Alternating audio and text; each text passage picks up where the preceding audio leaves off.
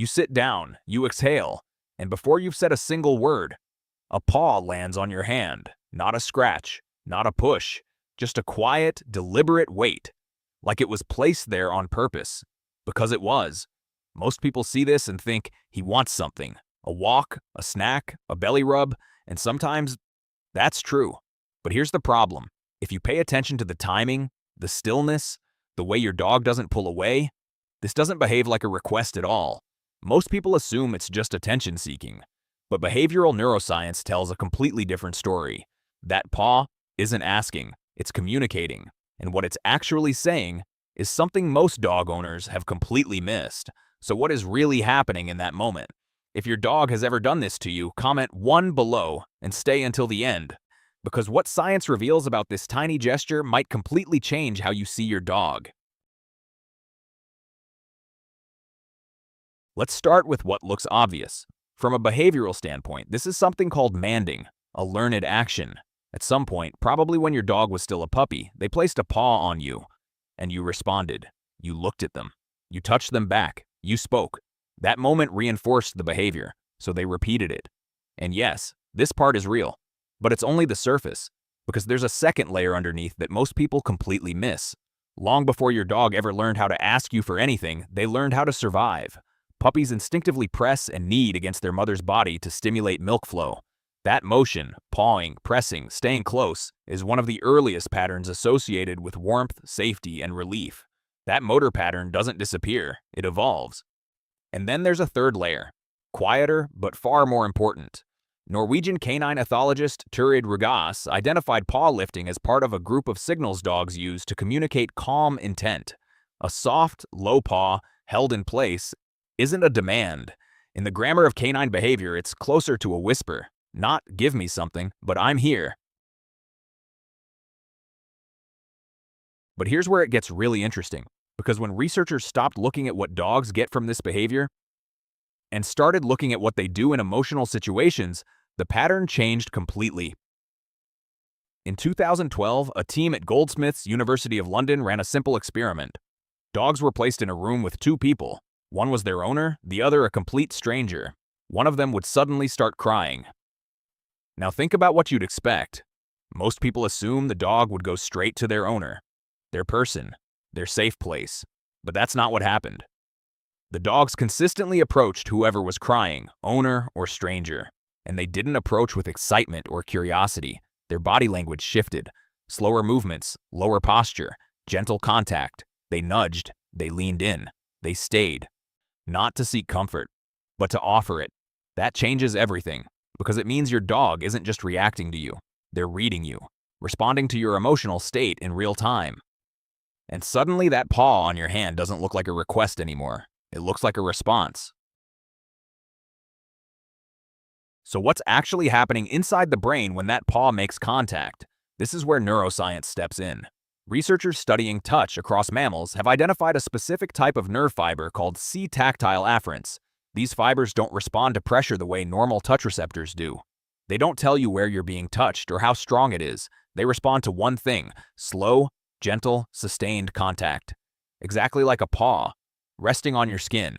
When activated, these fibers send signals not to the sensory cortex, but to the insular cortex, the part of the brain responsible for processing emotion. Not sensation, emotion. And the message they carry is very specific.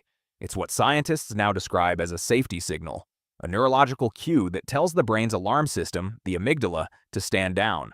You are not in danger. Now think about that for a second. When your dog places a paw on you and holds it there, both of your nervous systems are receiving that same signal. That's not random. That's regulation. And this is where evolution changes the story again. Because if this were just a general mammalian response to touch, you'd expect wolves, the dog's closest relatives, to show the same pattern. But they don't. In a 2021 study published in Scientific Reports, researchers compared hand-raised wolves and domestic dogs. Both groups were socialized with humans. Both had strong relationships with their caregivers. But when scientists measured oxytocin, the hormone linked to bonding and trust, the difference was clear. Dogs showed a strong increase in oxytocin during gentle physical contact with their owners. Wolves didn't. Same species lineage, same environment. Completely different response. What this suggests is profound. The emotional reward your dog gets from touching you isn't just learned, it was built. Over thousands of years of coevolution, dogs developed a nervous system that doesn't just tolerate human contact, it seeks it, reinforces it, and depends on it. Not any kind of contact, but this kind. Slow, gentle, intentional. So when your dog places a paw on you, that moment isn't random. It's the result of thousands of years, pointing directly at you. And this is the part where science starts to run out of clean explanations, and something heavier takes over. There's a story shared by a man whose wife was dying from ALS, a disease that slowly takes the body while the mind stays fully aware. They had a dog named Tex. When she could still sleep in the bedroom, Tex slept at her feet.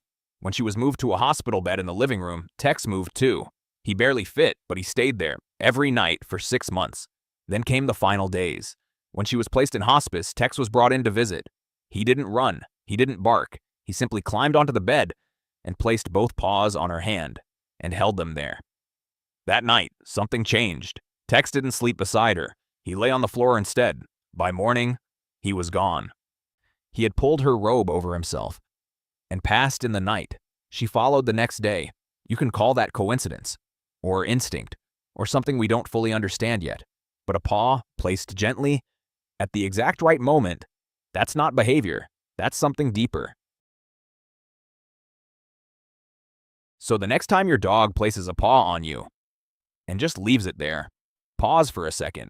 Because now you know, it's not just a habit. It's not just something they learned, and it's definitely not random. What you're feeling in that moment is layers. A learned behavior, yes. An echo of infancy, yes. A calming signal, absolutely. But also something deeper. A nervous system reaching out to regulate yours. A brain wired over thousands of years to find safety in you. And in that quiet contact, offering that same safety back, that's not a request. That's connection. That's not neediness. That's trust expressed in the simplest language your dog has. And here's the part most people miss. You don't have to respond perfectly. You don't have to say the right thing or do anything special. Sometimes, the most meaningful thing you can do is nothing. Just let it stay. If this changed how you see that moment, subscribe and stay with me. There's more behind these small behaviors than you think. And tell me this, has your dog ever placed a paw on you at a moment that felt different,